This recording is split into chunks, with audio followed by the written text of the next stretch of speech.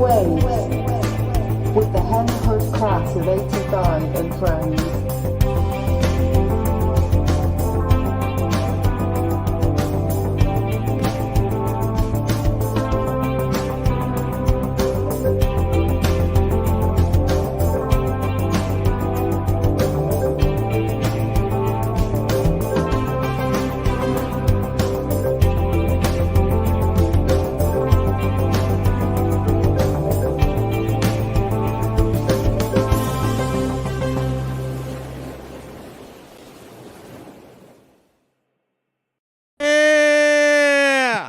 Welcome back to Making Waves with the Hen Hud Class of 85 and friends. I'm your host, Dave SanMarco, along with my beautiful, heart-throbbing co-host. Put your hands together for Diane Malles. Hey, guys. Yay. Good to see you all.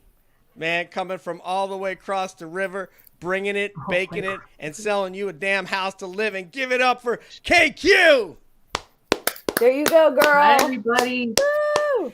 Yes! Ha! Where's Stuart Muir, that sexy animal? I don't know where he is. He was on here looking good. His hair looked great. And then I don't know what the hell happened. I don't know. Stuart, either. He's lost in the ether. I mean, if this were Revolutionary War times, we'd have to get together like a quick reaction team. We'd have to go find Stuart. And in fact, if he doesn't come back, we're going to ask Mr. Ryan what to do. Well, he would probably call Mr. Hicks, right? Wasn't that his name? And he had the orienteering, right? Was that not it, KQ? Remember orienteering? He's back. There he is. There he is. Hey, welcome back, Stuart. So his family looks serious. Yeah, he's not back. But Stuart, man, you better bring the noise, baby. All right. So we only have a couple minutes, so we got to get this on here really quick with regard to. Okay, I don't know this camera. Hey, can you mute your mic real quick, please? Okay. Stuart, can you mute your mic? Or maybe I can mute it. Hold it down when you're ready. Maybe text him, Dave. I'm texting him. I got it. I just muted it. Okay. Here we go. All right. So, I have a slide I want to share with you guys for Let It Shine. Let It Shine, which is Maria and Casey Morabito. This is their Let It Shine online. They are a nonprofit organization. And now I got to find my Word document, of course. And we love them. They're amazing. Can I get an amen? So this is what Maria had for me today for Let It Shine Online. They have actually on Facebook, they have a new photo that shows the three arms of Let It Shine that they have. And it said, we opened market season last week. We're giving away one prom dresses until mid-June. So if you go check out Let It Shine Online, and either on Facebook or at their website, you can find out the address and go and get yourself a prom dress. The pantry numbers are creeping toward 100 families a week that Maria and Casey and their team are serving in our community. They are happy to serve the community. They appreciate the support of the Cortland residents. HH Future Business Leaders is having a fill-a-bus food drive next week for Let It Shine Online. So go check out Maria and friends. We're so happy with what they're doing and honored that she's our classmate. She was our leader. She was our class president. And as it turns out, she's still a leader. So, all right. Let me see if I can get this off the screen. Remove. Let me see if that is. Oh, I removed something. Oh, are we all here? Yeah. Okay, Stuart's here. There we go. All right. Here we go. All right. So we're all online, and I think we're almost ready for Mr. Joe Ryan. This is a very special episode, and I'd like to just get you guys real quickly to just talk about Mr. Joe Ryan, and obviously a couple of us can talk about Paul LaVallee, but let's start with Joe Ryan. Okay, I'll go ahead. So yes, of course, I was on the Ryan team in 7th grade. My brother, who is 9 years older than me, he was on the Ryan team when he was in middle school, and he did Civil War. And, you know, by the time we did it in 1979, which I believe Karen helped me with that year because we're all a little bit slow. We did Revolutionary War, which was really very intriguing considering the area that we grew up in and all the historical sites that are around there.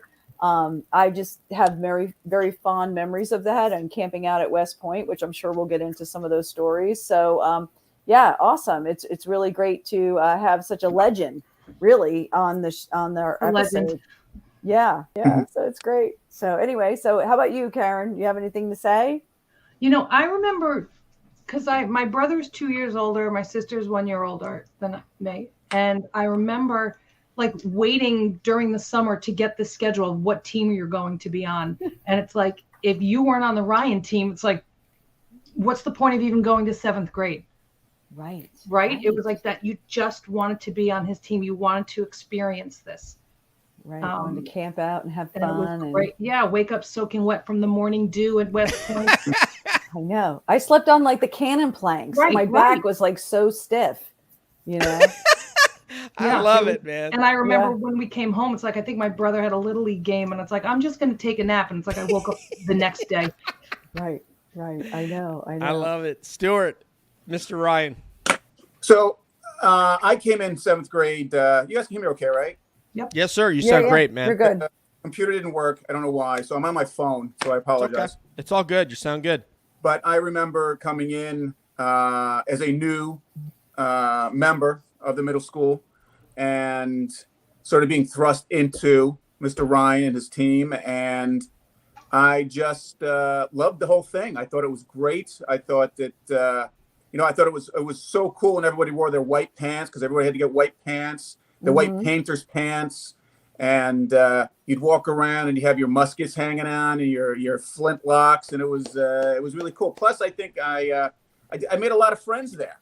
Karen, who's right there. Karen and I have been friends forever. I think that it really built a lot of, long friendships that I've had for an awful long time. And just to let you guys know, T-Bell's in the house. Orselina's in the house. So say hello, Hen Hudders. Hey, guys. What? T-Bell. What's up, Hen Hud community? This show is for you. That's why we're doing all this. We're certainly not doing this so people can see my face. That's for damn sure. And hopefully Joe Ryan will be joining. Oh, Joe Ryan's a little bit late. That's all right. That's all man. right. Yeah, I'll tell you what, man. If you taught people that long, it's all right, man. You can be a little bit late. But I will. I can text Sean Blakely and just let him know. But maybe he's trying to get the tech figured out. So. Is Sean Blakely going to be on tonight too? Dave? Sean actually, I believe Sean is going to come on. Yes. Nice. And, that'd be great. Yeah. Yeah, it would be. He's good. He's friends with Mr. Ryan, so I think that would be pretty awesome. As you guys know, I ended up. My concentration in college was in history. I was actually at the gym bopping around telling KQ that the other day. And, man, when I think about everything that I missed at Blue Mountain, you guys have given me something more to miss. Because now I remember my older brother was on the Ryan team, and I would have loved and just eaten up this history because it is the most interesting thing for me from an educational or a scholastic or an academic perspective. So I would love to have met Mr. Ryan, and I will tell him that tonight. And I regret that for another reason that I didn't get to go to Blue Mountain because that would have been extraordinary. Karathanasos wants us to do a hike up West Point. So I don't know. I mean, whatever that mountain is you guys hiked. So. Yeah. It was really cool. I mean, I think that, you kind of got out of class, so that made it was really cool too, right? I mean, we got out of a lot of things. I remember practicing down in, I believe they called it Mug Hall. That was down in the basement. And, it was really kind of a cool thing. So I was very honored to have to be on it. I have no idea. I know that you and Audrey and all them knew kind of what ranks you were. I think I was just low person on the totem pole. I just followed the orders. But I believe there was some chatter on our site earlier about some leaders, and I think Tom Short might have been a leader, right? I recall Tom Short was either a captain or a major, but I know that he was the leader, the highest ranking officer we had on the team. So in that one movie about the military school with Timothy Hutton and Tom Cruise, he would have been the Timothy Hutton character. Yes. Hanging out with General Bates and all that, right? Oh, that's cool. Taps, one of my favorite Taps, movies. yes. Yeah, right? Oh Tom Cruise's screen debut. Yep. So, I mean, I just texted Sean Blakely. I don't know where Mr. Ryan is, so we may be telling anecdotes for the next 25 minutes until Mr. LaVallee gets That's here. all right. Well, I will You tell can you, do that. for me, it was the West Point trip, staying in that fort overnight. I'll never forget how clear the sky was. I always remember that, like there was millions of stars because we're out in the middle of nowhere. And Like this I guy. pulled guard duty at 2:00. I think because I was low ranking on the scale of people there, and just the whole thing. It was great. I mean, I remember not showering for a couple of days, so that was interesting. But okay. Yeah, I mean, I think the fact that Stewart didn't have a lot of rank shows great judgment on the part of Mr. Ryan. I think that probably is a plus right there. And maybe there's some redemption. Maybe when I get home, we'll put Stewart through some marching or whatever, and maybe we'll frock him with some sort of a military rank that He definitely saw missing. someone if given too much power would be dangerous. So I completely get it. Yeah, how did that all come about? Like, did he pick them or did we vote for them? I don't even remember. Like, he's saying they're saying He he's had to on. I earn don't it, see him. oh, is he just on the other link? I have a feeling maybe he's not on the YouTube. stream. Yeah, not the stream. The Okay, yeah, I'm gonna send this to tell him. I got a feeling that he's on YouTube and not on. gotcha. Okay. Yeah, and he's not on StreamYard. he needs a because, special link. Yeah, so talk amongst yourselves. Talk amongst yourselves. All right, while I- cool. Aaron, where are my cookies? What do you want? You tell me. I'll send them. Well, what's the favorite? What's the go-to? Let me know about that. See, I hate talking about this because this is on forever now. This is like recorded forever. People don't want to hear about this. Sean Blakely has built these cookies up to be Good. nirvana, Thank to be like heaven in a cookie shape. So I need to find out what's going on. And today's National Chocolate Chip Day, so I hear. Oh, wow. So pick that one. That sounds good, Yeah. QQ. There you go. Chocolate chips. Everybody likes chocolate Chocolate chips. chip. So, Karen, you've got a very good memory, I think. I do. I think. I seem to recall Cliff Fisher being court-martialed. Does that sound familiar? Anybody? Thankfully, you guys didn't burn him at the stake. All I right, don't know what he did, but I remember there was this whole procedure where there was I think Tom Short was at a table, and there was other officers there, and then Cliff had to sort of defend himself from his actions. I don't even remember what they were, Oh my but God. this is stuck in my head. I If anybody don't out there know. can recall this, please let me know. No, but yeah, maybe someone can chime in and put something in the chat or something. Are you saying all this happened at West Point or just during No, that? this happened in the 7th grade. I remember there was a tribunal, and Cliff Fisher had to defend himself. And my yeah, I just don't remember what the Cliff would do charge back in was. the day. What's that? I said it sounds like something Cliff would do back in the day. I was pretty friendly with him in the 7th grade, if I recall. Him and Tom Nolan. You remember Tom Nolan? Absolutely. Yes! I have Oh a my picture. God. If I could get this picture up, this is the only picture I can find in West Point. That's Oh, Noreen. take a snapshot and send it to Dave. He can Okay. probably throw it This up. is- Yeah, it's just so just blurry. text It's it to him. pathetic. He'll probably I throw it think up. it's Kelly, Tom Nolan, and Noreen. And Noreen is the tall one in this picture. You know what? I had Kelly Armisto on my team, I think, or not in my team, but in my group. I sort of remember a couple, like, I remember like Michelle Watkins. I remember Sean Murray. I remember Annette Agresti. I remember George Nohai. And see, I'm remembering Stu and Cliff, Tom Nolan, Noreen, Pearl. Oh wait, I think Mr. Ryan is here. Okay, I Okay. think he's here. We're like going down memory lane there. Yeah!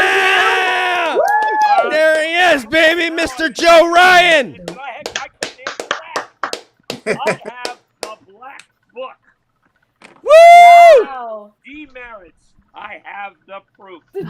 Okay, Mr. Ryan, we need the black book, and I want everything you have on Stuart Muir. And if we can't fit it all in here, we'll do it in private. Okay? That is so funny. Because He had really big hair back then. All right, hey, you guys, hush up. Let me talk to him real quick. Mr. Ryan, welcome, sir. I didn't go to Blue Mountain. I did go to Hen Hud. I wish I would have gotten to meet you. This is my chance. Welcome to you, sir. Thank you. It's good Thank to you be for here. being- It's always good Yeah. to be seen. Great to see you. Now your students. Go ahead, Karen. Say hello, everybody. Oh, hello, Mr. Ryan. I was not Hi. a troublemaker, so you probably wouldn't even remember me. My dear, Tell 'em your name. All the photographs I have in albums your whole class, even the outdoor residency program and some student government stuff. We have got albums and albums. The town of Cortland has them in that little toll booth on the way to the Bear Mountain Bridge. But they're going to renovate that, and we're moving that whole archive down to the Buchanan Town Hall. There's also 2 file cabinets full of comments and things you wrote when you were back as a soldier. Oh my God. Oh, yeah. So we would be able to see this? Yes, they're all filed year by year. Oh, I love it. that's I love this, incredible. man. See, and that's yeah. just something else. I've got some videos that I'm trying. It depends on the year. But no, we've got a complete archive of all the year. Miss Gillis organized thousands of photographs and slides too. But who can see slides nowadays? All right, But here's what anyway, we're going to do. Your book is there, guys. You can look Oh at my yourself. gosh, I'd have to see that. Oh, we got to make a trip. All right, there we go. That's incredible. Oh, now he's pinned. Awesome. Yeah, now we got him there, and the only one. I'm going to put me where you are, KQ, because No, I'm fine behind the making waves. No, no. Just leave me there. All right, Christine Karathanassis, are you there? Can you hear us? She's muted, it looks like. Okay. I can hear you, Chief. I'm here. I'm not Chief. We just want to make sure we can see you. Mr. Ryan might want to see you and say hello. All right. I don't know if you didn't fix your hair, but anyway, welcome. All right. I'm cleaning up from dinner while I listen. It doesn't make you a bad person. Other things do, but not that. So yes. All right. So let's. Do you guys want me to lead off, or who wants to lead off with the questions? Stu. Oh, Stu, yeah. Thrown right under the bus. Also, if you don't want to. On a personal side, Mr. Ryan, it's great to see you after all these years. Perhaps now you can explain to me and everyone else why I was overlooked for promotion time and time again, regardless of all the wonderful things that I was able to accomplish there. All right. You were under the years that we had imperial decrees from me, and the team would make up basically the ranks. But as the years went on, we developed a very sophisticated rank system and merit system and appeal system, and it got to the point you couldn't go on the overnight encampment if you got too many demerits. Mm-hmm. And your rank would, and we had court martials and everything. It was really quite a program, and if you want to, I run a foundation now, the Living History Education Foundation. As a matter of fact, I'm going to be in Dover Middle School Wednesday, and then if you want to look at a website and see some of the old TV shows and stuff that Blue Mountain was on, you can go to livinghistoryeducationfoundation.org, and there's a couple of videos on there with Heidi Chung, and with Whoopi Goldberg and a whole bunch of other stuff. But I've managed like $1.35 million in grants. Wow. We've had almost 3,000 teachers taught living history techniques. Literally,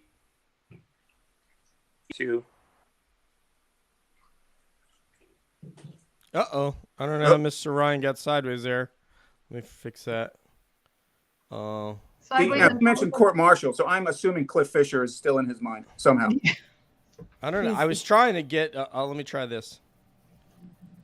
There he goes. There we go. Okay, we got you back, Mr. Ryan. Oh, his mic is. Oh, yeah. He's on mute. Let me see what we can do here. Can you gesture to him? We can't hear you. Okay. Mr. Ryan, we can't hear you, sir. Can you check your mic setting real quick, please? Make sure you're not on mute. We wanted Stuart on mute, and I'm just kidding. We don't want Stuart on mute. And Stuart, my wife does. We got so does mine. She'd like me on mute for quite some time, and we could try to get. Let's see if this works. We could try to get your rank restored, Stuart. It may just be in a appellate process. So there you go. There you go. All right. Yeah, I don't know why it's not working. This is really odd. No. Let me go mute and off mute. Okay. No. Okay. Okay, Mr. Ryan, can you hear us, sir? Okay, if you can hear me, Mr. Ryan, please, we'll have you go off the stream and then come back. Can you hear that? Yes? No? Can we type No. it in the I will chat text. so we can see I that? will. I don't know if he's Blink- looking at the chat, yeah. but I'll text him. I'll text Like, him. bl- So you blink, guys, blink twice if you can hear us. this is not the Hanoi Hilton. Oh wait, I didn't do that, guys. That was it. Let me text him. Yeah, text him. all of a sudden all of us just go like this? Right. Why? I'm right up there.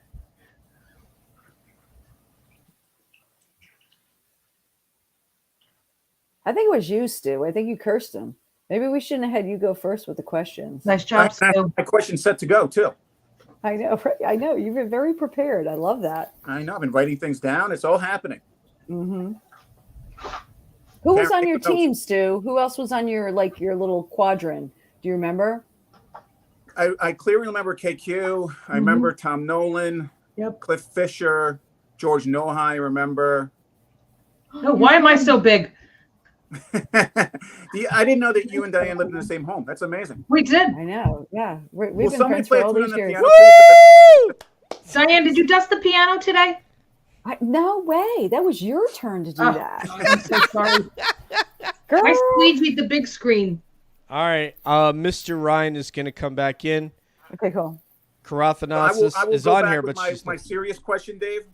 Yeah, I have a bunch of questions too. I have questions from Audrey, from others. So let's when we get back in, let's get through some of their questions then, because we only have like 10 minutes until Mr. LaVallee is going to be here, unless we're going to That's my just. question, Dave. I'm off the show. Forget it. I'm done. No, you're going to get your question. I'm saying I have questions to ask. Absolutely. Let me just see when he comes. I need back answers. I need answers. Quick. I need answers. You want the truth? Well, no, we should know. Oh wait. Okay, there's Reagan. That was Reagan. She. All right, let me see if I don't see him Who's popping Reagan? back in. My daughter. Her daughter, Hey, Reagan. Great name. Coffee, daughters and dogs. Coffee dogs and daughters. The golden voice of the class of '85. I'm KQ, telling and you, you're I'm going to be telling down you. there to eat dinner with us on the 12th of August, yeah? What? For Plank Point. Why are we like- doing that on August 12th? Yeah, that's when we're having our dinner. Because Our you know, dinner. Dave picks a date and we all come. Okay. That's- Well, you know you what? know. August 12th is my birthday, so let's do Oh, it. you ain't coming that day. You're not coming paying that for day. dinner. You're not paying for dinner. That's going to I'll be pay on for us. my own drinks, though. Oh no, that's I'm No, getting yeah, that. That's yeah. going to be included. That's going to be Stuart's included. the only one who got that. Where do you live now, Karen? I live in New Windsor. Oh, that's Here's- up, right? Hey, there's my Airport. classmate. Oh, Danny O'Brien. Hey, Dan. Guys, we're having just some technical difficulties for whoever who's coming in with Mr. Ryan. We got to get him back. He's great. Like, I think we could, chat with him forever. Yeah, he I looked agree. like he was in a good mood to chat with us. He was fun. Yeah. Like, No, I think, he- I no, think, he was- I he was think I'd doing like good. to go out for a drink with him. He would be a riot. Invite him to the dinner. Oh my gosh. Invite Yeah. him to the dinner. There you Invite go. him. Invite Mr. LaVallee. First of all, let's say hi to everybody in the chat. Gina is here. Hello, Gina. Hi, Do Gina. we know who Gina is? She's one of our. She's one of our people, though. What's Whoever's up, man? on here is our people. That you ain't lying. What's up, Gina? What's up, Danny O'Brien, my classmate? Hey, Dan. Hey, Hey, Gina Dan. Serafina. Yeah, class of '94. We spoke today because she has a question on here, I believe, right? Yeah. Did you have a question for Mr. Ryan, Gina? If he decides to come back. If not, we'll have him on. Oh, there he is. He's at the bottom of the screen now. Oh, Okay, there he is. Oh, Okay. please get me There off he the is. big Can you screen. hear me now? hey. Yes, sir. Ah, Yes. yay. Oh wait, Thank you. that's Diane. No, we ready? There we go. Dan! All right. We got that working. All right, Mr. Ryan, I have to let Stuart go, or he's threatening to leave the unit, and then we'd have to file AWOL papers and everything else. So, Stuart, go ahead. So, Mr. Ryan, sort of a serious question here. Since the climate for some people has changed when it comes to their feelings about historical figures, has that sort of changed what you do, how you approach things when it comes to talking about the Revolutionary War and the Civil War and things like that now? Yeah. Uh-oh. We lost him again. That We is have. sharing with the question. We got Catch, but we've lost Mr. Ryan. So yeah, God. I have a feeling. Hey Dave, you know what I'm gonna do? I'm gonna sign off because maybe it's too many people and let him come on. This should work. It should But work, but sometimes yeah. it doesn't, and I just know from various conference calls sometimes too much video and stuff can interfere with it. So I'm gonna can I back say out. can I thank you first before you back out? Sure. Thank you for being here. I think we all love you at least a little bit. A tiny. It's okay. I only need a little bit of love. That's all. So, Oh, you got a that's all lot of we all it. You got need. a lot of it right here. all right. Love you guys. Love Bye, you. babes. out. Namaste. Nice to see you. Okay. Okay. All right. So we can add Mr. Ryan back. We'll try There he another goes. time. Otherwise, I'll have an IT meeting with Mr. Ryan next time that he joins us. Sir, how can you hear us now? Man. There How he can you hear us now, sir? Yay? Nay? No. Yes? Uh-oh. I heard oxygen. Are you, That might have been Mr. mine. Ryan, can you hear me, sir? No? Okay. All right. So, being that we only have about 9 minutes until Mr. LaVallee turns up, one of Joe Ryan's colleagues, we will do an episode for Mr. Ryan. See on this live stream in the show. Wait, there you go. There he Okay. is. I can hear you, Mr. Ryan. Hello? See, in the revolutionary times, they didn't have these problems. No. You know, like they were doing smoke signals. And Well, now I'm like that. Locked out? Did he say locked out? no, his sound, it's coming in really choppy. I don't know if his cell phone is connected to the internet or not, so that could be an issue too. If he's working off of 4G or 5G right now, I don't know if he's using his phone or his laptop. So, but that's why I do these IT little things, is just to get everything squared away. Like I said, I use a different band than what my wife would be using in the other room, so that way, if she's on the internet, it's not bothering what I'm doing. Yes, Okay. it seems a shame to lose this time with this man. It Yeah. does, but we haven't lost it. We just No. need to Yeah. need to book him for another. Yeah, absolutely. Yeah. Absolutely. Yeah. Okay, I'll tell you what I'm going to do is I'm going to call Mr. Ryan on the phone, and you guys go ahead and continue the conversation. Okay. I'm going to call you, Mr. Ryan, and I'm going to go off camera for a minute. Okay. Okay, sounds good. Okay. All right, cool. All right, so That's such a bummer. I know, but that's okay because I think it started really great, and so I'm really excited when we finally do get to chat with him. Like, I think we could do a whole hour just chatting with Mr. Oh, Ryan. Easily. Yeah. He seems very eager to talk. Yeah, so. yeah. I mean, he's Okay. got Hey, great now I'm talk. big. Stu, you're big. Hey, you're the Oh. pin man. Yay, Stu. This might be Yeah, I too think big. that would be really good. So, You got a fresh haircut, Stu? I did get a haircut the other day. Yes, I've been going to the same barber for about 20 years now. Oh my gosh. is it in Montrose area? Yeah, it's the Beach Shopping Center. Get out of here. Who's there? Yeah. Do What's they his still name? have shops there? I thought they like bulldozed Oh, that place over. His name is Vinny. He's about 80 years old, I think. Uh-huh. And he recently raised his prices for the first time in 15 years from $12 to $13. Are you kidding me? And there was an uproar when he went up to a dollar. It was crazy. Oh my gosh. Is there like And a it line out the happened- door? What's that? Is there like a line out the door? He's got about 5 people working there, and there's never an empty chair. It's amazing. Wow. It's a barber shop, right? Yes, old school barber shop. They actually have a working pay telephone there. Oh wow. Wow. He doesn't have a phone.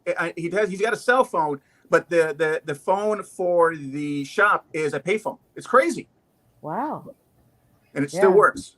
Wow. Old school. Yeah, it's Oh, funny yeah. because in my area here, it's crazy how many barber shops they have. I mean, like, I feel like it's every 5 feet.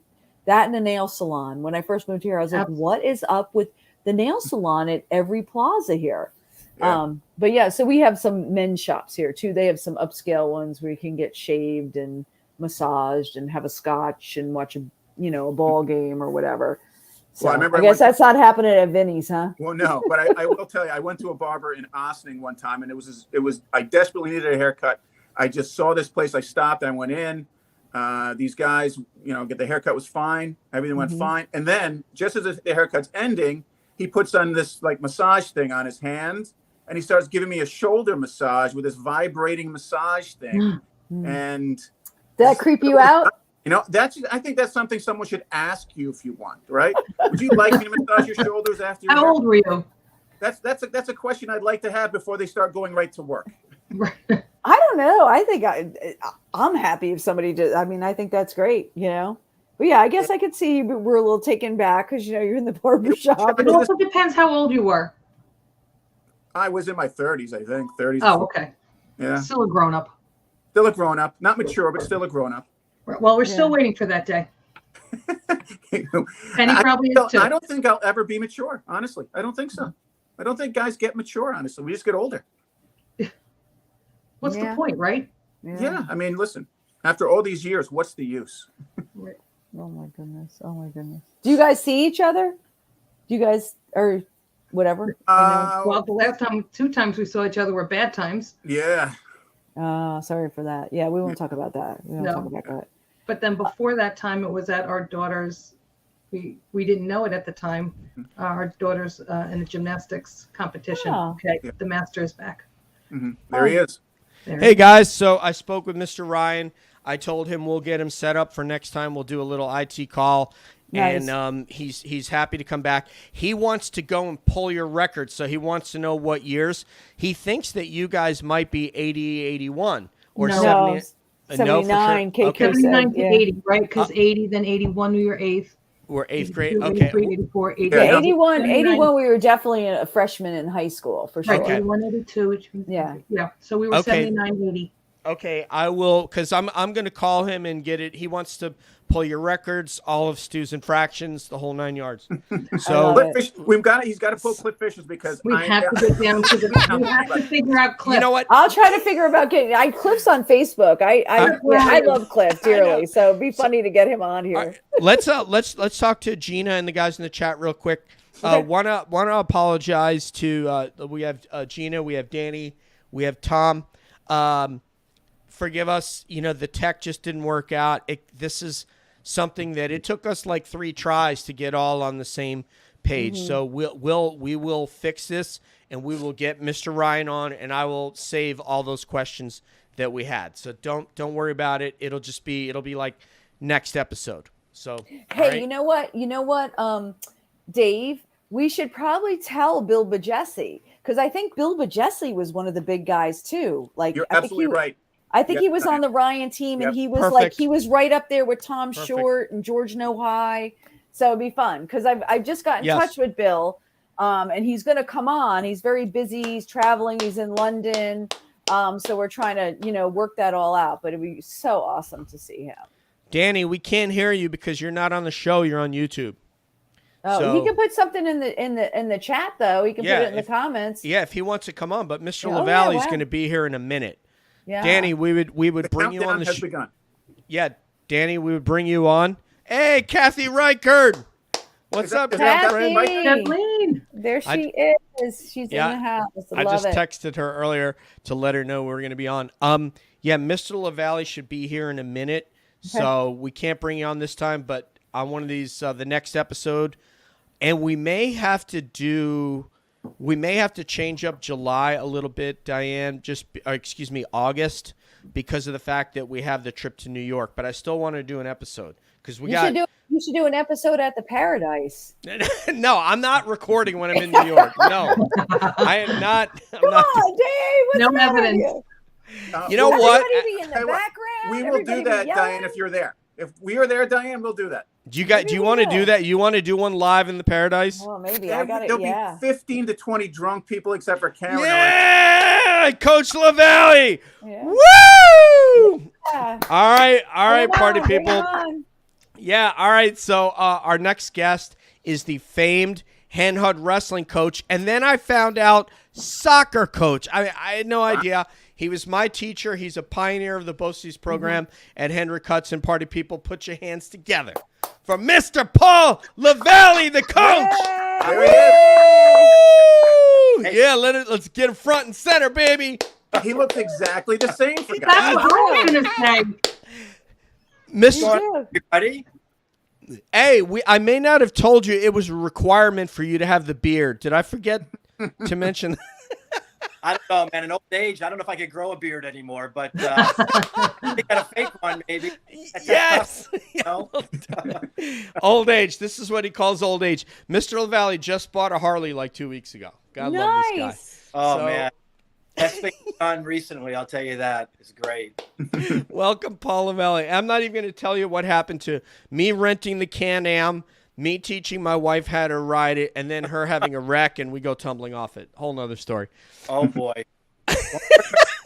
I got to go back to that KTM I showed you. All right, Mr. LaVallee, man, we have so many questions for you. Could you start off with how you, first of all, chose Hendrick Hudson as the place that you were going to work and how you became involved in the BOCES program there? So basically, you know, it was 1980. I just gotten married, and so I needed to get employed. Just a simple search in the paper and applied and, you know, was fortunate enough to get the job. And, you know, I just had been out of college, just got my master's. So I was kind of like that ideal, hey, you know, we're going to change the world and blah, blah, blah. So it was good timing, you know, because this type of educational program was new. And a lot of the schools were experimenting. And there was a guidance counselor named Pearl Glassman at that time who brought this program into fruition. She went to the board, said, hey, we really could benefit from having students come and participate in their home district instead of sending them out to BOCES program. So the beauty about that was I had 1 year experience at a BOCES program up in Sullivan County before I came to Hen Hud. So I kind of knew what that flavor was like a little bit. And I wanted to be in a public school. So basically they gave me $1,500, 13 kids, a classroom, and they said, rock it. I'll do what you want to do. And, yeah, it was a great challenge. And I got to tell you, it's probably my best 10 years out of my 38. That was it. Those first 10 years from 1980 to 1990 were just amazing in that program. Really loved it. I'll tell you what, you did change a lot of people's lives because I was one of those kids who was going to the BOCES program down in Briarcliff due to my father going up to Furnace Woods, I guess being aggressive with a teacher there, and the Hendrick Hudson School District said, oh, thank you, we'll see him out of the district. So I didn't get to go to Blue Mountain. Well, I did end up at Briarcliff's BOCES program, and then eventually when Hendrick Hudson told us that you and, is that Mrs. Schaefer, had started the program? Yeah, yes. At that Marianne. time, I had the other side of the program, but mine was basically I did 5 classes. I did a full-time for both students and myself. I mean, you'd go to gym and, you know, you go to the art and all that kind of stuff. But yeah, I did the 5 academic courses. And, you know, I really loved that aspect of it because, you know, when I was at the Sullivan County BOCES, they pretty much had a curriculum that was just called English, social studies, math. It seemed a little bit basic and elementary, quite honestly. And I learned a lot from the kids, believe it or not, there, of what they wanted, what made them feel like they were legitimate and equal students, you know. So when I got to Hen Hud, that's the first thing I did. I went to all of the teachers, you know, the regular ed teachers who teach Western Civ and U.S. government and algebra, course 1, all those different names that you might remember from back in the day, you know, English, and we did the science, we did biology, chemistry, and I worked with them. I mean, I got the same material and, you know, I would adapt it, which was my specialty, so that kids who might have had some learning issues or whatever would be able to grasp it. And I had many kids who would actually go into those classrooms eventually and succeed. So for me, giving them the opportunity, not just to be in a program within the school, but giving them the same curriculum. I think that really turned a lot of kids on, because they didn't feel like they were in something different. And a lot of kids really flourished. I love getting like some emails like 25, 30 years later. Like you don't know who you've really touched at that time, because quite honestly, I was in the storm. I mean, I had 5 classes I was prepping for, and it eventually turned into 8 because the second year I had the program, well, the kids already took Global Studies 1, but now I had some new freshmen coming in. I had to give them Global 1. But what about the kids who already took it last year? I had to do Global. And then the third year, it was U.S., government. So it was a challenge. But, when you're young, eager, basically didn't have a life outside of Hen Hud at that time, it was great. It was really probably what I needed as a professional to dig my hands really deep into what this was all going to be for me in the future. And I got to meet great kids like you. I mean, honestly, I learned so much from the students. I always left there feeling I probably learned more from you guys than you learned from me. So I appreciate that. And thank you, all you did too. Thank you, Coach and Mr. LaVallee. It just depended on what time of day it was after I joined wrestling. But I do want to share with you a quote before I pass it on to Stuart, and then we'll go down the line. We'll go Karen and then or Diane and then Karen. But here's a quote from one of your folks today. I think it may have been Gina, but she says, Mr. Ryan and LaVallee and Savastano changed my life. Amazing men. So that's one of the quotes. The last time that you were scheduled on, I probably got 6 or 7 or 8 quotes like that about Mr. LaVallee did this or did that or changed my life. So you had a big impact on everybody, including Stuart Muir. Hey, Stuart, how are you? LaVallee, how are you, sir? Very good. Very good. Thank you. Good. So I think we have to discuss the 500-pound gorilla in the room here. Obviously, at one point, you had a young freshman, 132-pound phenom on the mats. Many things were written about this young man, future of Hen Hud wrestling, once-in-a-generation talent, poetry in motion, and this is my favorite one, Loudon Swain-esque. I always thought was really good. How did you let someone like that slip through your fingers and go play soccer instead of staying in wrestling where he obviously belonged?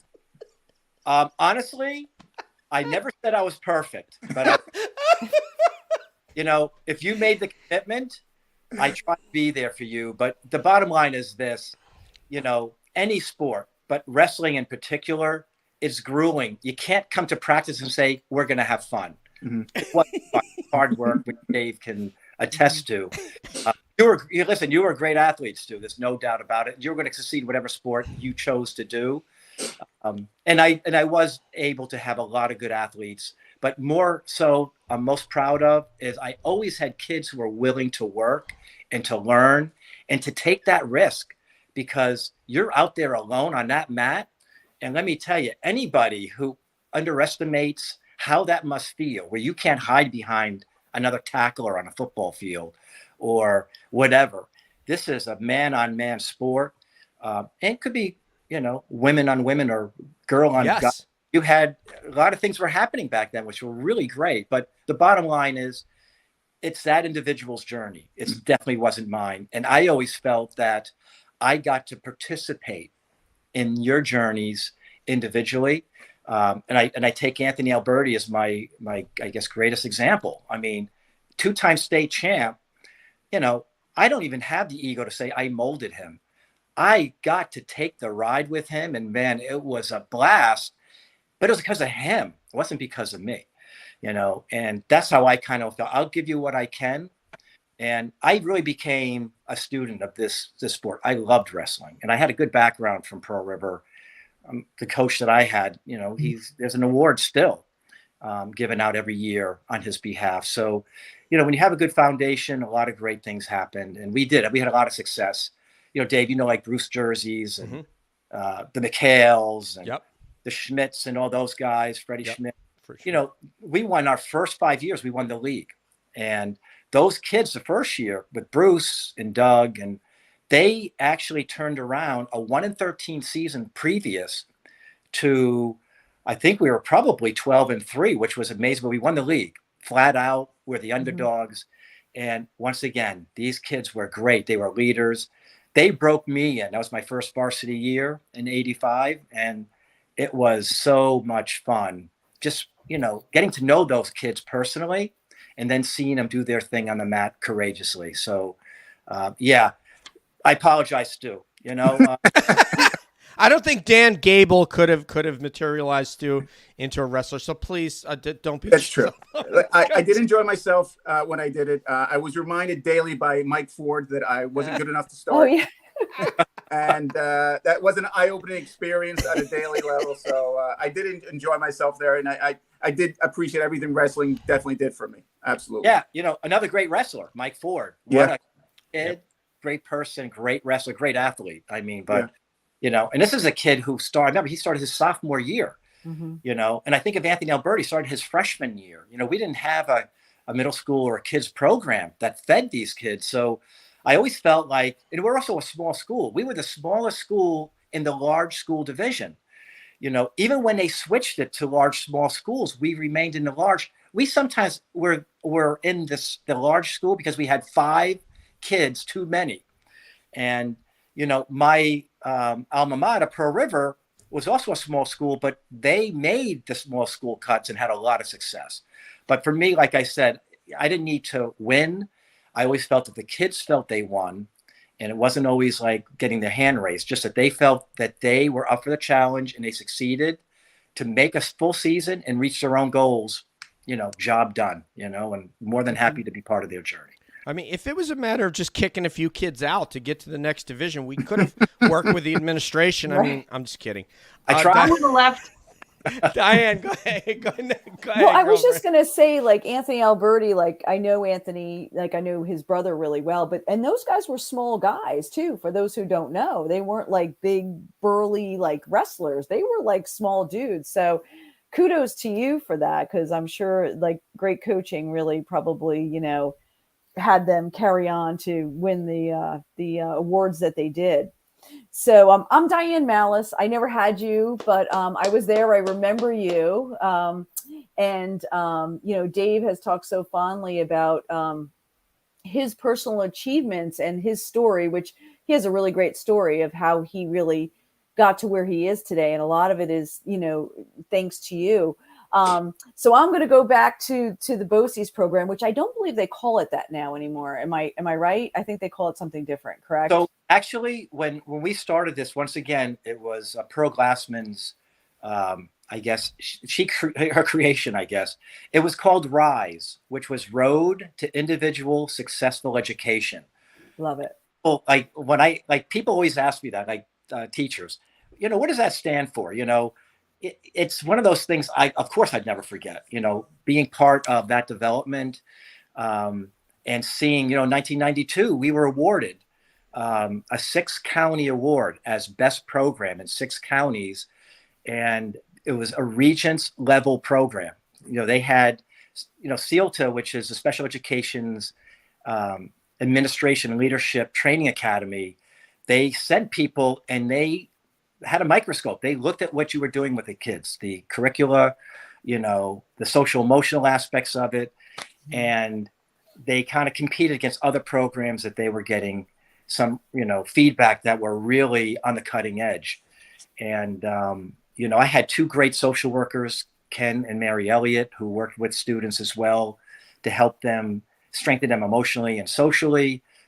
I did the academic component. I had some great teacher aides. It was like a family. It wasn't a classroom that kids would go to. And I'm not saying that they're not personalized, because every teacher has their own responsibility and they do their own thing within those walls. But there's no doubt ours, I would definitely compete with anybody to say that ours was more family oriented, much more personalized. We got into a lot more than just curriculum at many a time. I remember bringing the kids out to the dome and we boxed. We went back. I didn't even have to ask them.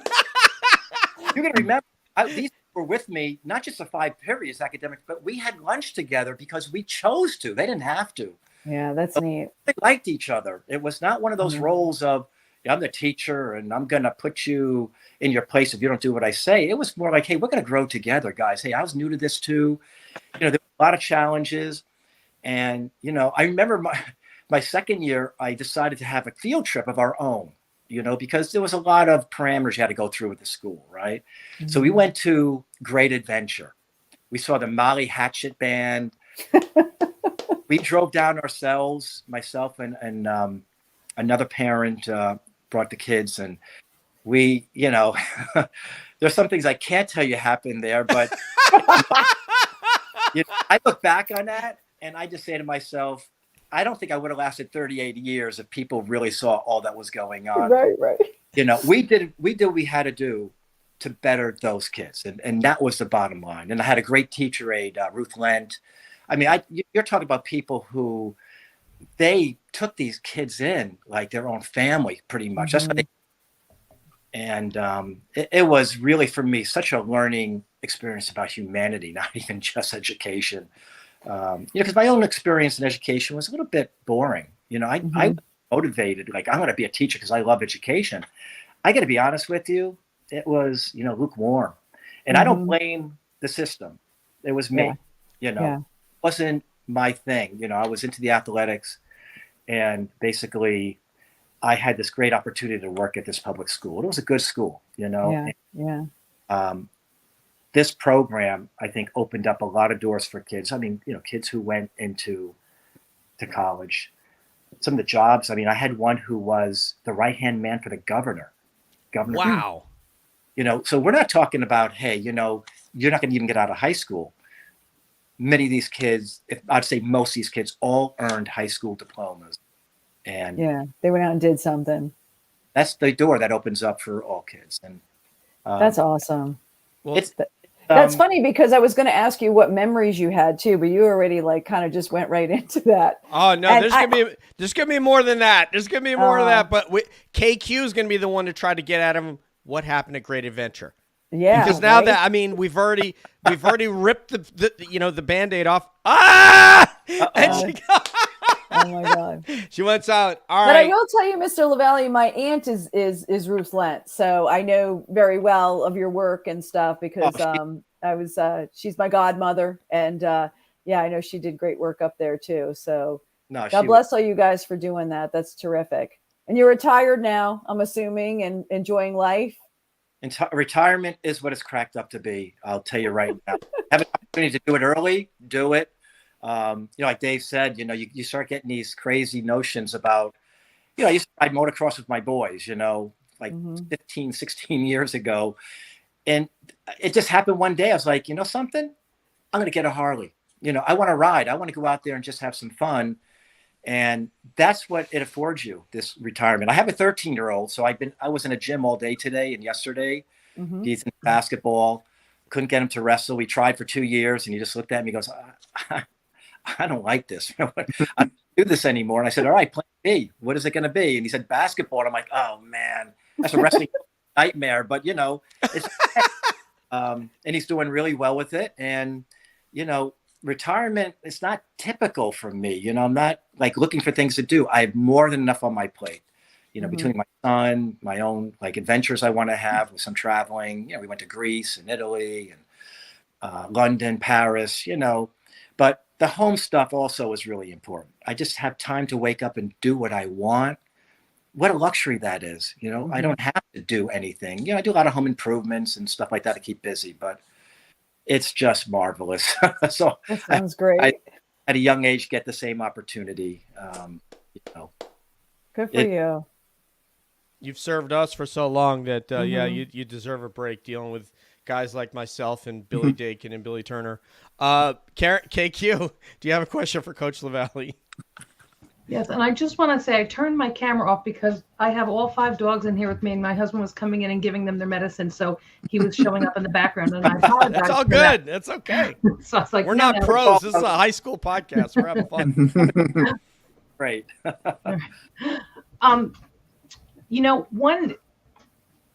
We've seen, well, I have anyway, I'm sure everyone has seen these videos on YouTube about these a few wrestling tournaments where they have like a physically a really physically challenged athlete on the wrestling team. And have you seen any of these?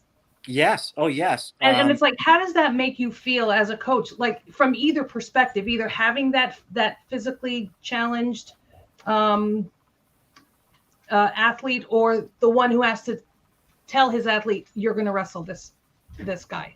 No, let me tell you, that's a great question. And I was telling you about that whole humanity about education and sports, teaches you.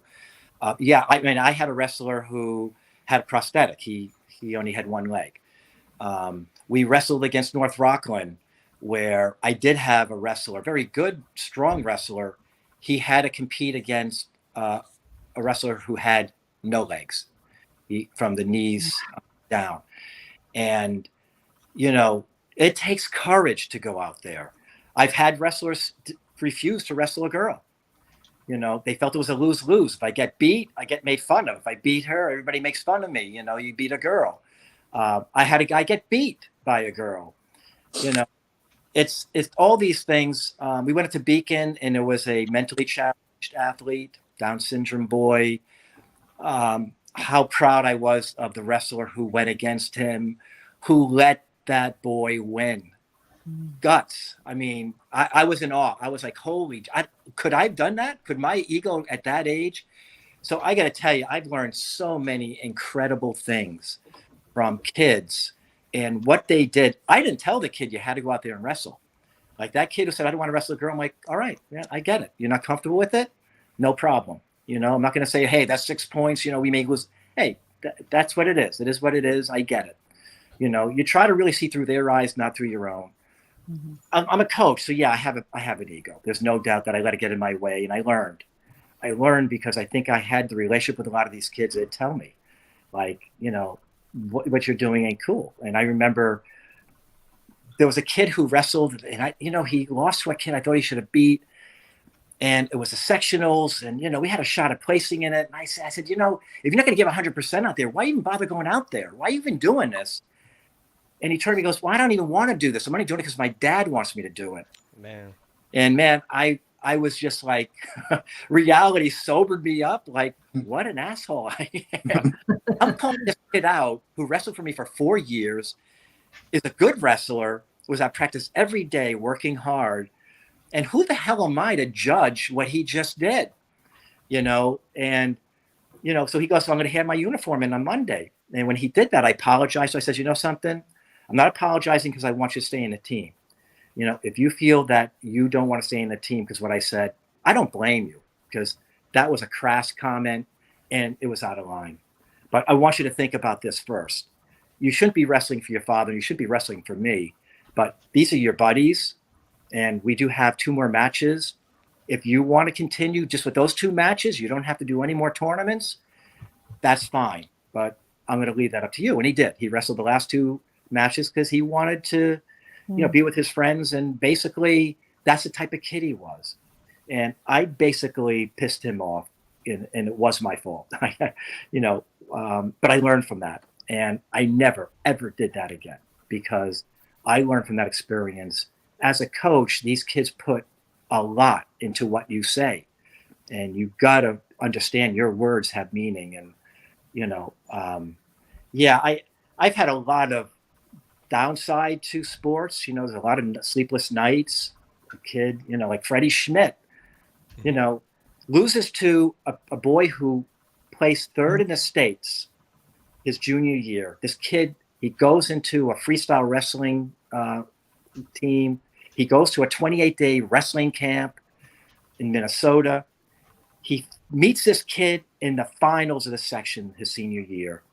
And he's pinning this kid, what we call a crazy cradle. And this kid screams. He screams like a bitch. And they stopped the match. And they only awarded Fred 1 point for what's called a class. But this kid was on his back getting pinned. And he cried. He screamed because he knew he wasn't going anywhere. And this was the first year they had to split with Rockland, and Westchester became one.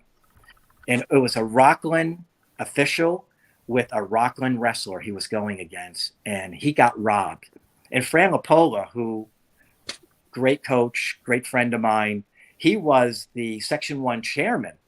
And I went, I said, we're protesting this. He should have got back points. He should have got a reversal. He should be up 6-1 in this match instead of, 1-0. And the bottom line was, Fran we couldn't even grieve it because you can't grieve a judgment call. And it was the hardest match. He ended up losing 2-1. And that kid took third again. And so Fred would have taken third or better. This kid was a great wrestler. Those things just are so hard. I still remember some now. I mean, it's not like I've let that go, and I need to do that. As a student in the program, like I said, we get very close. I had a student who was murdered. We came back from Christmas vacation, and the assistant principal came down and said, Justin was killed in a car accident. Oh my God. We were all floored, the students and I were, what do you mean? What? So we're trying to process that. And then we find out later on, no, he wasn't killed in a car accident. He was stabbed when he went to break up with his girlfriend.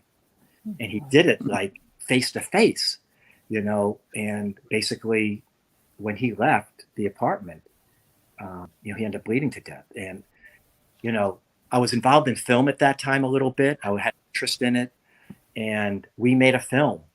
And I got to tell you, the kids, we used over 100 kids in that school who came and said, I want to participate in this. It was to show the warning signs of teen dating abuse and when to worry about, when you leave a relationship, if the person's controlling, how they do sometimes don't let go so easy. And these tragedies happen all the time. They were happening across the country at that time. So we made this film. It was on the front page of the Journal News because one of the journalists came and he watched the film and he was floored. He was like, wow, how did you get these kids to do this, to act this way? We had all these little scenarios about the different forms of abuse. I was like, I didn't do a thing. I just said to them, hey, this is what's happening out there. You're experiencing. These are the kids who know what this abuse is going on. But these are my experiences that I've had. And to have to work with the parents of that boy who was lost this way. We had another parent who said, I want to be part of this project. She had just lost her daughter a year before. She got stabbed like 17 times and they found her. They found her in the car because she didn't go to work. The courage of these people to step up, to educate other people, other students, other parents. It made me so proud to be part of this organization and part of all these people's lives. It's really what made me want to go there every day. Every day after 38 years, I was kind of like, hey, it's time. We got to get some fresh blood in there. But the bottom line is that, DJ, I got so many great memories. Like, when I got your email and your text, man, I was like, I remember this dude. I can picture you. I remember you, and it's and you still said yes.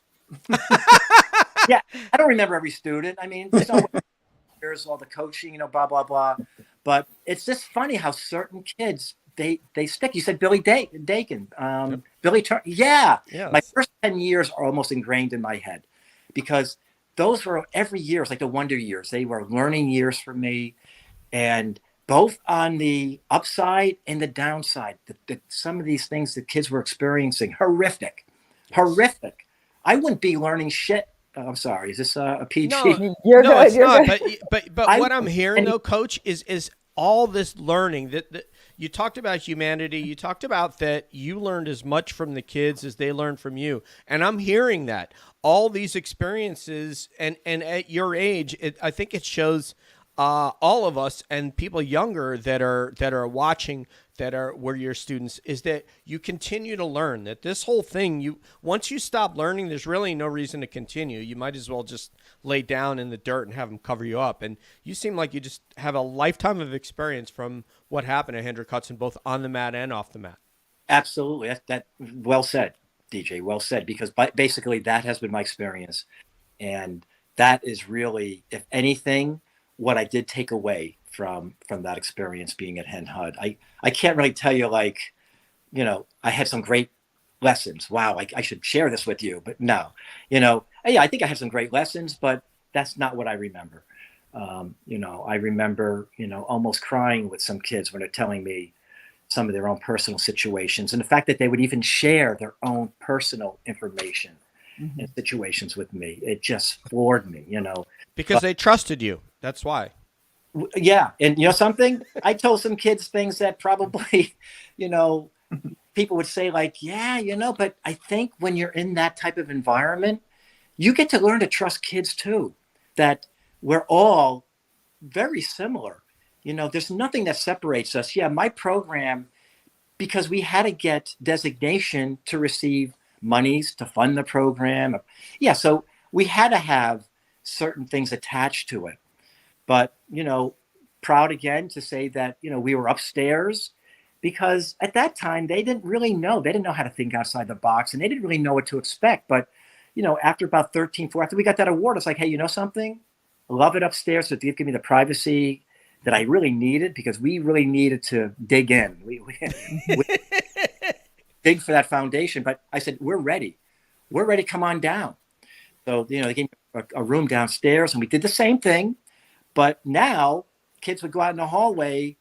I wasn't so happy that we were right down from the cafeteria because of some distraction. But then again, we were seen, and it really normalized that whole situation for the kids. So, that to me, if there's any legacy, which I'm not really all that concerned with, but if there was anything, that would be it. I think kids felt that they were part of Hendrick Hudson School District, not BOCES, where those kids were sent there. And I fought tooth and nail. They ever try to send a kid out, I was like, there's no reason to do that. We had 22 kids in that program one year because they wanted to ship some of the kids out. And I said, we got room. And they're like, well, you're only supposed to have 15 by law. I said, no, there's a variance, and we can do the variance. And we did it, and we didn't stay with 22 because I got some of those other kids who were doing great. They moved down. They moved into the regular ed again, where they had started. And that's how they could be. So, it's great. Listen, if you all graduated from Hen Hud feeling the same way I did, then you'd have to say that it was a great place to have your 4 years, of high school. For me, I think that's why we're all here, because I think we all do feel that way. It was an amazing place, and that's why Hen Hudders keep connected from all these different year groups. But I don't want Danny O'Brien to get angry with me. So I have a question from him that I have to basically, let me see if I can find it. He wanted to know if a girl had tried out. So Danny, I'm asking him, I can't find it in the comments right now, but I wanted to pop it up on the screen. I think Marcy Schubert one time tried out for wrestling. She did, but what happened, she wanted to wrestle, and she became my statistician. But not just my statistician, because when you think of a person who wanted to wrestle and really loved the sport, that was the epitome of what Marcy was. And she basically was chosen Mat Maid of the Year in New York State because all she did, she was known because of that. But on that note, we had a great female wrestler, Paula Signorelli, beat guys. She was the real deal. She was a good wrestler, a good technician. So yeah, we did have that. I didn't discourage girls, but I definitely questioned them. I wanted to make sure they knew you're going to be in some really funky positions out there with a guy. And you have to be okay with, some guys are not going to hold back. They are going to, these girls be like, no, don't let them hold back, because I'm not holding back either. But in that case, let's go for this, And so we did have a couple, but I know Paula was one who really rose to the occasion. There was a couple others who worked hard, as every person did in that room, but she's a standout. Yeah, she definitely easy to remember. All right, now we got to go back to the colorful characters. Danny Danny O'Brien is in the chat. He's talking about that he has contact with Billy Turner, which is great because I haven't seen Billy since Hen Hud. But colorful figures from our program upstairs that you remember from the 80s that we might know. Well, situations, because you were the official fight breaker upper. By the way, Tony Borello who may be in the chat today, was telling me about a fight that you broke up between her and Sarah Fiore, where part of Tony's anatomy may have spilled out the front of her shirt. No, I remember hair and everything. I was like, yeah, that was Wow. right. It was right outside the art room. That's the one I'm thinking of. Yeah, yeah. You know, I say that's the only fight that I ever saw in all 4 years at Hen Hud. If people ever said, "Oh, you had fights every day," I'm like, I remember one fight my entire 4 years, and that was the one. Yeah, I can't because of privacy. Like if you mentioned, Billy and Billy, so no problem. I mean, you brought them up, so I can kind of concur that yes, they were, but I'm not at liberty. I'm not allowed to say there because honestly, I do respect their privacy because they're adults now, and I don't know if they're like, well, it was a great experience then, but I really don't want to be put on blast about it, whatever. Mm-hmm. I got to respect that, but for me, and at least those first 10 years, I'd have to say probably most wouldn't mind because we did share so much, and I think they have as much against me as I have against them. Quite honestly, because we just let it hang out sometimes. We just close the books and say, so what's going on in your lives, man? What's really happening out there? What are your challenges that have made you so maybe angry or getting in trouble with the law, whatever, was their vice at that time. And, you really, you count your blessings sometimes like, man, these kids are stronger than me. They're dealing with this and coming to school, but great kids. That's all I can say. I don't have a memory of any bad kids, but you talk about fights. There was one potential fight that me and Nate had a breakup, and it's only because we nipped it in the bud. We got there before they started tangle. They were two tough men. They weren't even kids, and they were strong because one of them, we used to go in the weight room. We used to work out after school. I mean, the kids were strong. They were. Those earlier days were really something so different than my last 10 years. The maturity was just amazing that I remember those kids having. Maybe it's because I was younger, maybe. And then as I got older, I guess these kids seemed, more youthful. But those earlier classes, a lot of maturity, a lot of drive, a lot of uniqueness. Like I said to you, DJ, you had a great character. You could see that and charisma. Even back then. And so what didn't surprise me when you said you were doing podcasts, I was like, yeah, that would fit you. If somebody said that to me back then, I'd say like, yeah, I could believe that, swimming the Hudson, doing crazy stuff like that. Yeah. Then you sent me the Can-Am and I'm like, yeah, this guy's on steroids now, man. He's really going up to the top. But that to me is, the beauty of life. And I'm going to enjoy it right till the end, as much as I can. Well, it was I'm honored to have been part of that class and to have experienced going from no academic achievement whatsoever and no drive. And then, because in ninth grade, I was with Mrs. Schaefer across, in the adjoining room. Right. And when we had issues, you would come over and then the issues would cease and then you'd go back to the other room. And then eventually, and we came over. I remember us doing little bits where we came over there, and but mostly we were with her. And then my 12th grade year, I was with you, and you were my homeroom teacher, and I got to find out that I could achieve in the classroom. And then Bruce saying, "Hey, yeah, come out for wrestling. You're gonna love it. Okay, great. Yeah, I'll come out for wrestling." And then that, I think, set me up for everything that came after with the Air Force. And without that, the person that left Florida would not have achieved those things. But through these people that you see in the sidebar here, my classmates, who gave me the confidence to say, you can, without knowing that they were doing it, they were just being my friend.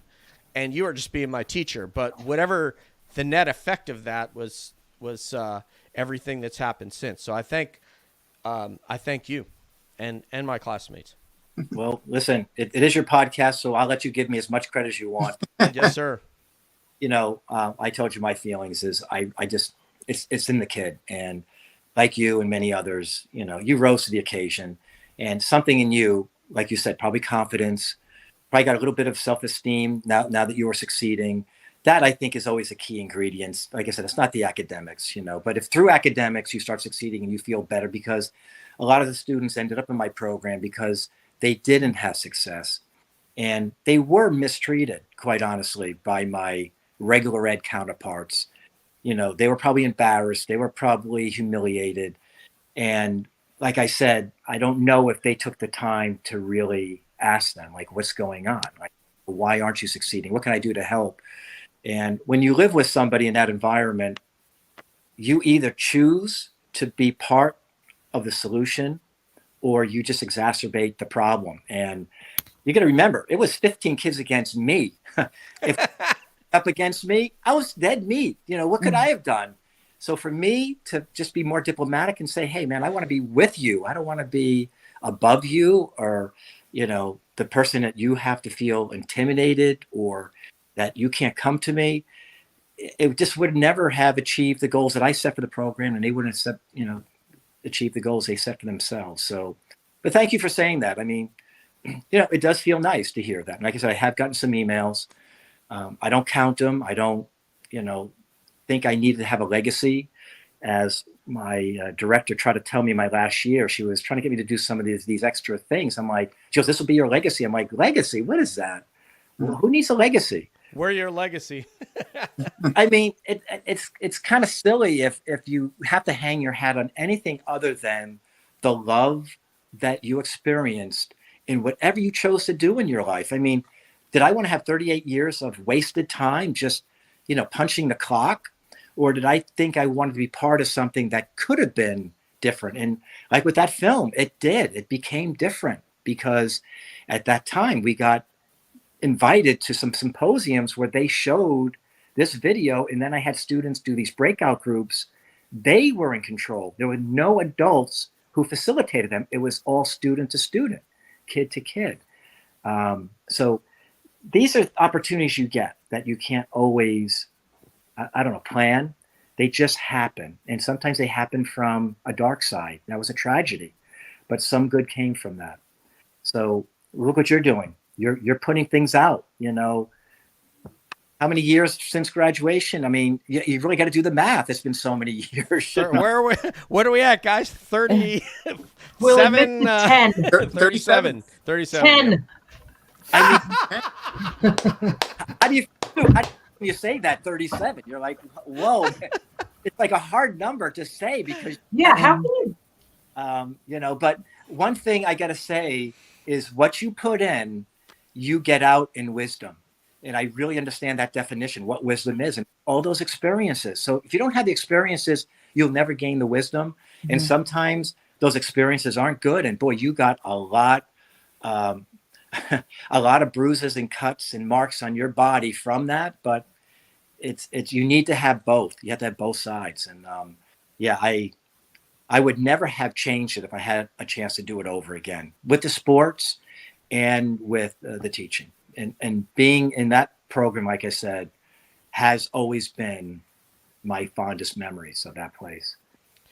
I'll tell you what, we even have more questions. We're well out of time at this point, but I think we could have you back for a part 2, Coach. And I want to give everybody a chance to have their parting shots and say goodbye. And then I would like to have you back for a round 2. So, Stuart. You know that, Dave. I mean, I always thought highly of you, and something. If I can do anything to help out, I'd love to be part of this because one of those things again that can make a difference, and I'd love to be part of that. Absolutely, Stuart. I just want to say that I think this has been one of our better shows. It's so refreshing to hear a teacher, and you're still a teacher, with passion about what they did and the things they've accomplished. I have neighbors and friends who are teachers, and they just seem to be almost going through the motions. And it worries me sometimes that because they don't seem to care too much, that their students aren't going to care too much. So to hear you speak and, how much of a relationship you had with the kids that you taught and the times you had at Hen Hud, it's like I said, it's refreshing. It's great to hear. And it's something I haven't heard in a while, honestly. Wow. Thank you, Stu. Appreciate it. Well, Diane. I have to say this has been really entertaining and really enlightening. I didn't have you as a teacher, but I always knew of you there. And the one thing I have to say is you got a darn good memory because I am 55 years old and sometimes I'm like, what did I have for dinner last night? So I am so impressed that you like just have those great fond memories. And it was so great to hear some names from the past, from your wrestling experience and the third floor and and like I've talked to Dave a bunch and you really have made a great impression on so many people and people that are doing great today in society, whereas other words, maybe they would have went a different direction. So kudos to you. I do have one ending question that I always ask, but I'll do this before the other two Please. signed off. It's always my, like, if you're in the Peekskill coffee shop and you had one person from the community that you could go back, living or dead, that you could have a coffee with and chat with, who would that be and what would you ask them? So it would probably be Larry Cook, who was my assistant when I took over the wrestling program. And because he is a community person, his kids went to the school and they were great kids and he's a great guy. But, Larry was a great wrestler in his day. He was a great coach, Hall of Fame coach, but he wasn't even a wrestling official. He did it all. I mean, when you think of the epitome of somebody who loves wrestling, it was Larry, but it wasn't that. He was the kindest. Now, listen, this is a tough sport. and he's a tough guy. This guy was in great shape when, I think he was 60 years old when he became my assistant, and he was looking to retire the next couple of years from Peekskill. He worked at the elementary school, but kind, loving, dedicated, loyal, got along great with the kids, just a human being. He just struck me like, and I kind of lost contact after, he left because he retired and then he went on with his life.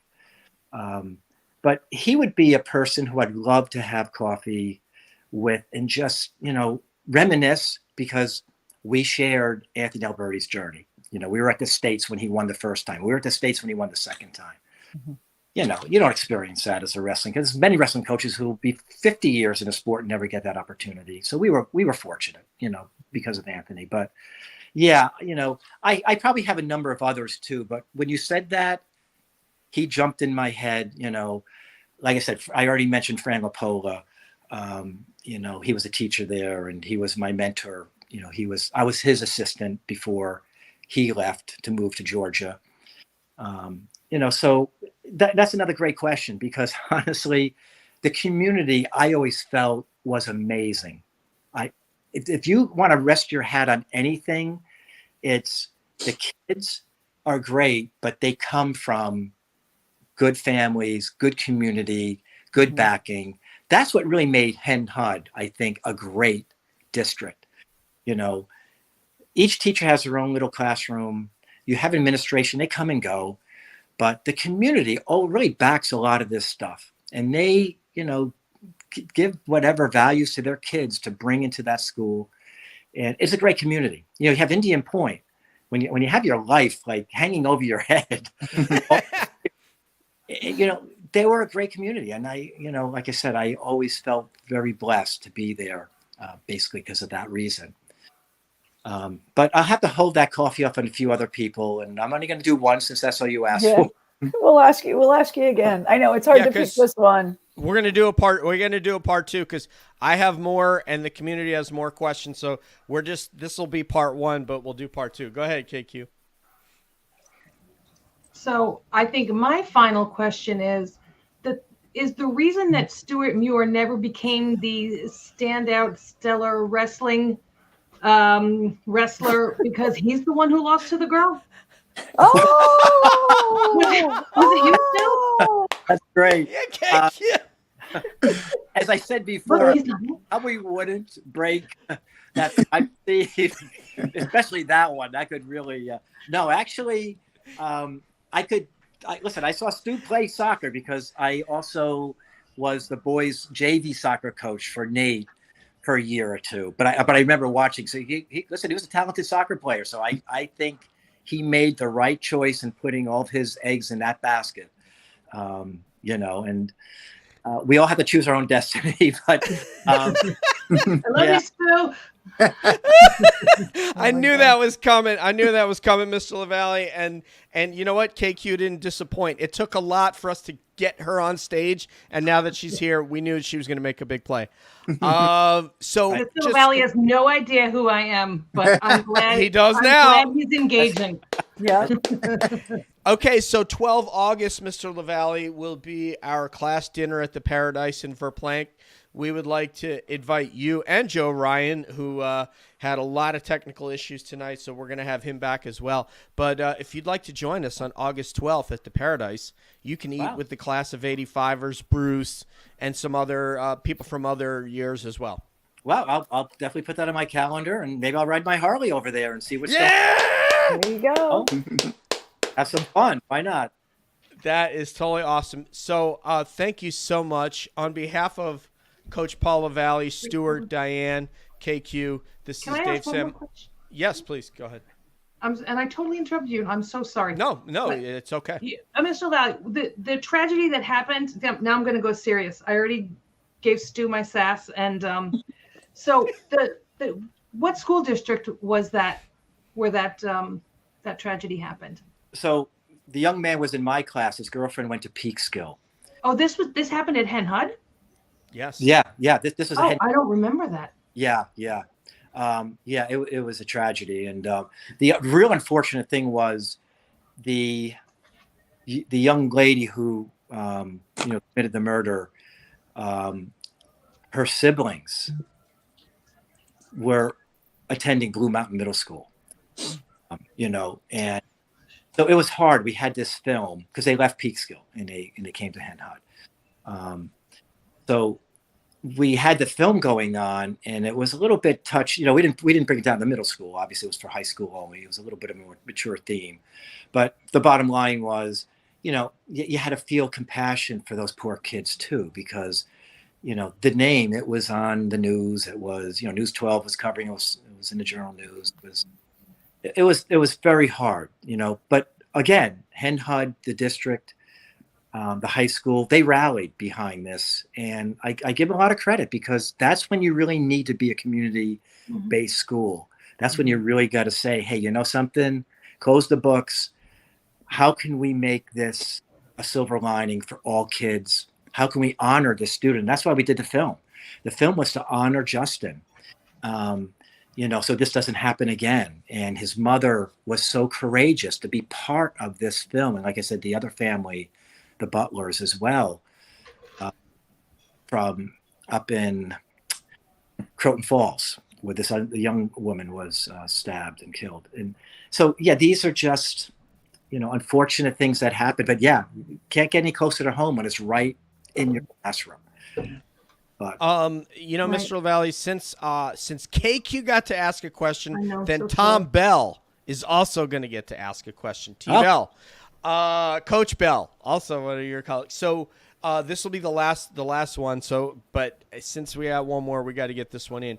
Basically, what he wanted to ask were the teaching staffs at BMMS, which you didn't work at. I think that was for Joe Ryan, and at Hen Hud, were the teaching staff as close as they seemed in terms of getting along with one another? That was Tom's perception. Good question. But I'd have to take that from a decade perspective, because, like I said, administration changes, and then you get, people retiring, and then you get youth. So I was on both ends, because when I came to Hen Hud, I was 22 years old. I was just fresh out of college and just got married. And, when I left there, I was 61 years old. So, I had the bookends. And when I went there in my youth, there was mostly a senior faculty. And when I left, it was mostly a youthful faculty. Mm-hmm.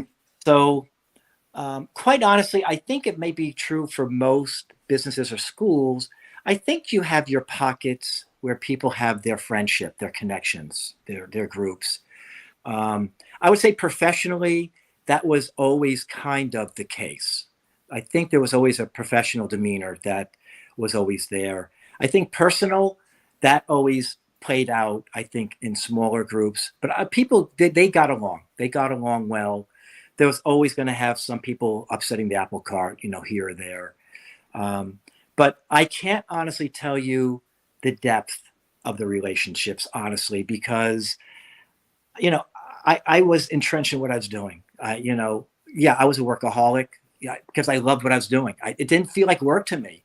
And I had my very close ties with people. I mentioned the Elliots. At that time, I was grooming another teacher to take over Rise, Jason Taylor.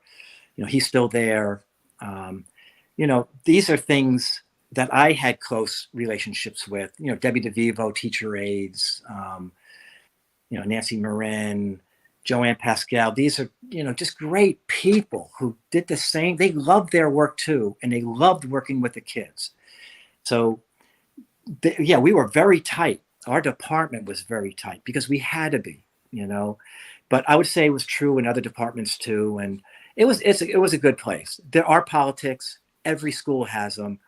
Some of them are just plain nasty and sometimes stupid. There doesn't seem to be an educational foundation for some of the decisions made, but we're human and we don't always get it. And, like I said, we all have to learn to grow and accept. And through the decades, I saw more years where faculty were more accepting of other students. And I had years where I had to call out a few and say, something? Student in my program tells me when I put him in your class, you're humiliating him in front of his peers. I said, how would you like that if in a faculty meeting I stood up and I said something personal about you? Because it's not right. And I'm just telling you right now, I'd appreciate if you wouldn't do that with students of mine. You want to pick on other students?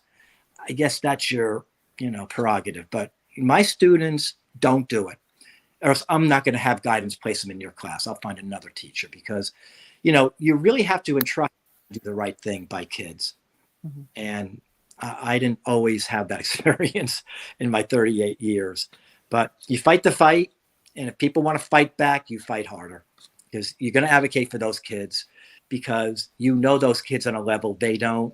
And those kids depend on you. They depend on you to fight for them. And to me, that's the agreement we made every morning when we decided, hey, we're going to spend the day together and we're going to learn together. And, that's it for me. That's going to be my sign off. And that's why I hang my hat on that every day. That was my experience. And that's why I loved it. We're very, very fortunate that we had somebody like you to stand sentry over our education and our well-being at school because it was very fragile for some of us. And we, though we might have had a puffed up, tough exterior, you knew what was beneath that exterior was somebody that didn't want to be embarrassed in class and be laughed at or made light of. And so we really appreciate that you were there doing that. Again, we will definitely have you back for an episode 2. We're all proud Hen Hudders here, and we know you are, and most people are. Honestly, we have people in our chat. We have 43 or so people in our WhatsApp chat from all different backgrounds of Hen Hud. Some were athletes, some weren't, some were super smart kids, some were me and Stuart. So I mean, so we've run the gamut. But gotta give yourself some credit there, though. You're doing pretty, But if you have me back, DJ. Yes, sir. You can't be talking about me. I'll talk about. Oh yes. I'll talk about wrestlers. I'll talk about soccer players. I'll talk about fights that happen in the hallways, but yes. I don't focus it be on me. We did this. Okay. Because like I said, that's really not, that's not my shtick. Awards, whatever. I always felt like, why give me the awards? I have these kids, soccer girls or wrestling, they're the ones who earned this award. I didn't earn this award, but it's just the pomp and circumstance of what we do in society. So, but next time I could probably share some pretty, funny stories. Yes. Stories, which would be much more fun for people to hear anyway. Okay, next time we're going to get into the chicanery and the craziness that went down in the hallways with this designated fight breaker upper, Mr. Paul LaVallee. So for Coach LaVallee, And for Stuart, Diane, and Karen, this is Dave SanMarco saying peace out, one love, and we'll see you down the road. Right. All right. Bye. Good night. Thank Good night. you. Thank you. Bye bye. Bye-bye. Bye.